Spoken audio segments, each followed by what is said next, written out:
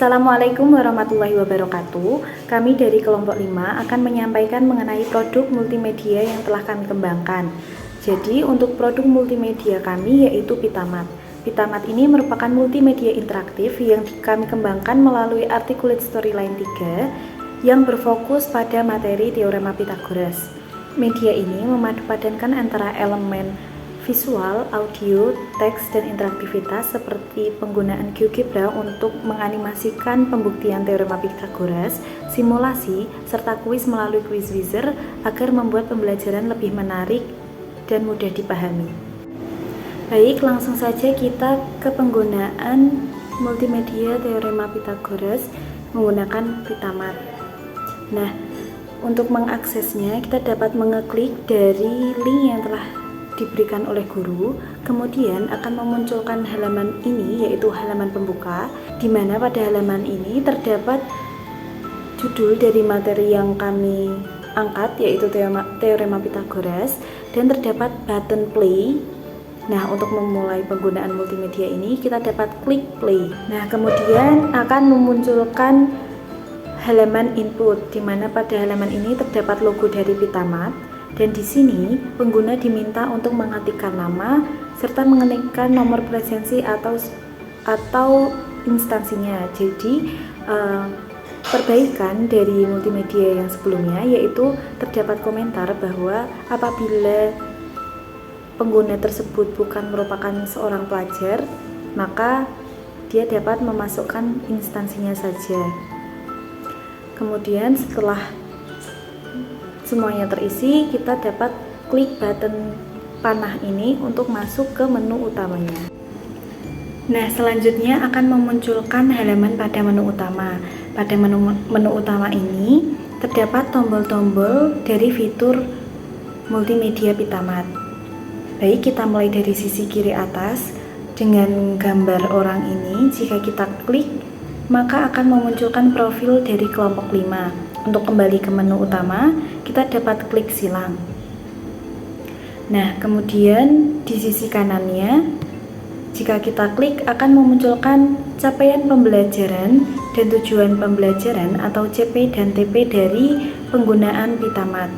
Nah, untuk mengetahui keseluruhan capaian dan tujuan pembelajarannya, kita dapat scroll ke bawah dengan menggunakan fitur scroll text yang ada dalam Pitamat ini. Kita scroll ke bawah. Ini tujuan pembelajarannya. Kemudian kita dapat kembali ke menu utama dengan klik silang. Selanjutnya di sisi kanan atas dengan gambar seperti huruf I kecil, jika kita klik akan memunculkan petunjuk. Nah, dalam petunjuk ini terdapat fungsi dari tombol yang terdapat dalam multimedia Pitamat. Untuk mengetahui keseluruhannya, kita dapat menggunakan fitur scroll untuk scroll ke bawah. Di sini ada fungsi-fungsinya dan juga dilengkapi dengan langkah penggunaan multimedia Pitamat. Setelah dibaca dan dipahami, kita dapat klik silang lagi untuk kembali ke menu utama. Selanjutnya di sebelah kanan dari tombol tadi terdapat tombol dengan gambar rumah, dan jika kita klik, dia akan membawa kita kembali ke halaman pembuka. Ini kita play saja, lanjut. Nah, kemudian terdapat 3 fitur utama dalam multimedia Pitamat ini. Yang pertama yaitu dengan tombol materi, tombol contoh soal, dan tombol kuis. Kita coba klik pada tombol materi.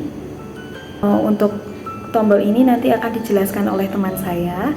Nah, di sini terdapat tombol pada bagian kanan atas yang berbentuk persegi. Jika kita klik, itu akan membawa kita kembali kepada halaman menu utama. Nah, untuk kelanjutan dari tombol contoh soal dan kuis akan dilanjutkan oleh teman saya. Nah, untuk mengakses materi, kita bisa mengklik tombol materi, kemudian akan muncul halaman pembuka yang berisi pertanyaan, apakah kita sudah siap untuk memulai pembelajaran. Nah, kalau sudah siap, kita bisa klik tombol sudah di bawah kanan ini. Lalu kemudian akan muncul halaman pertanyaan lagi, apakah kita sudah siap untuk mempelajari rumus beserta hitung-hitungannya. Kalau sudah siap, kita bisa klik tombol panah ke kanan, dan kalau belum, kita bisa klik tombol panah ke kiri yang akan kembali ke halaman sebelumnya. Kemudian kita akan muncul di halaman berikutnya, yaitu studi kasus interaktif atau sebuah persepsi yang harus dijawab oleh siswa sesuai dengan kemampuan awal siswa masing-masing. Nah, jika siswa tidak dapat menjawab pertanyaan, siswa bisa memilih pilihan yang tidak tahu. Kemudian akan muncul tampilan seperti ini. Kita klik panah.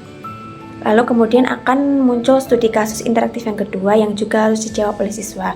Nah, kemudian jika siswa juga tidak bisa menjawab, bisa mengklik pilihan yang tidak tahu. Lalu akan muncul tampilan seperti ini. Lalu kita klik panah. Lalu akan ke materi inti kita, yaitu materi tentang teorema Pythagoras. Nah, di sini berupa sejarah teorema Pythagoras, konsep dan rumus yang digunakan dalam teorema Pythagoras. Kemudian di bawah ini juga terdapat pembuktian dari teorema Pythagoras. Nah, akan muncul pembuktian yang menggunakan GeoGebra. Nah, dari tampilan ini, jika ingin mendengarkan narasi, kita bisa mengklik tombol audio di kiri atas. Juga untuk menghentikan audio, kita bisa mengklik tombol di sebelahnya. Nah, di GeoGebra ini kita bisa mengklik tombol start, kemudian stop, dan bisa untuk memperkecil dan memperbesar. Seperti ini. Lalu kemudian kita bisa mengklik tombol lanjut. Nah, di halaman ini berupa pertanyaan apakah sudah memahami materi dan pembuktiannya atau belum. Nah, jika belum, klik tombol belum, itu akan memulai dari awal, dan jika sudah akan menuju ke halaman berikutnya.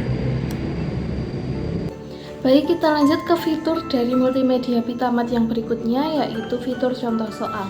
Nah, kalau kita klik tombol contoh soal ini, maka kita akan masuk ke bagian menu contoh soal. Di bagian menu contoh soal ini terdapat 3 tombol nomor, yaitu nomor 1, 2, dan 3 yang mewakili nomor dari contoh soal yang diberikan. Kemudian terdapat tombol menu di bagian paling kanan atas yang nantinya kalau kita klik akan membawa kita ke halaman menu utama. Nah, baik, kita mulai dari contoh soal yang pertama. Nah, jika kita klik nomor contoh soalnya, maka akan membawa kita ke halaman di mana soal ditampilkan. Nah, jika kita ingin melihat pembahasannya, maka kita klik tombol pembahasan contoh soal yang berada di bawah ini, pembahasan contoh 1. Nah, kemudian akan membawa kita ke halaman pembahasan contoh soal tersebut. Dan jika kita ingin melihat soalnya, kita bisa mengklik tanda tanya yang berada di atas karakter ini, dan bunyi soalnya akan ditampilkan, sehingga nantinya siswa dapat mengakses soalnya maupun pembahasannya dalam satu layar. Kemudian kita lanjut ke soal yang kedua. Nah, akan ditampilkan soalnya terlebih dahulu, dan jika kita ingin mengakses pembahasannya, maka akan kita klik tombol pembahasan contoh. Nah, kemudian akan membawa kita ke halaman pembahasan contoh soal tersebut. Jika kita ingin mengakses soalnya lagi, maka kita akan mengklik tanda tanya lagi, dan soalnya akan ditampilkan. Nah, dari ketiga contoh soal yang diberikan, terdapat 2 contoh soal kontekstual atau berbasis pada permasalahan sehari-hari. Nah, tujuannya adalah agar siswa bisa lebih memahami bagaimana teorema Pythagoras diterapkan dalam kehidupan sehari-hari. Kemudian kita lanjut ke contoh soal yang ketiga. Sama seperti tadi, akan ditampilkan soal terlebih dahulu, dan jika kita ingin mengakses pembahasannya, maka kita klik tombol pembahasan. Nah, kemudian kalau kita ingin melihat soalnya, kita klik tombol tanda tanya lagi. Nah, seperti itu.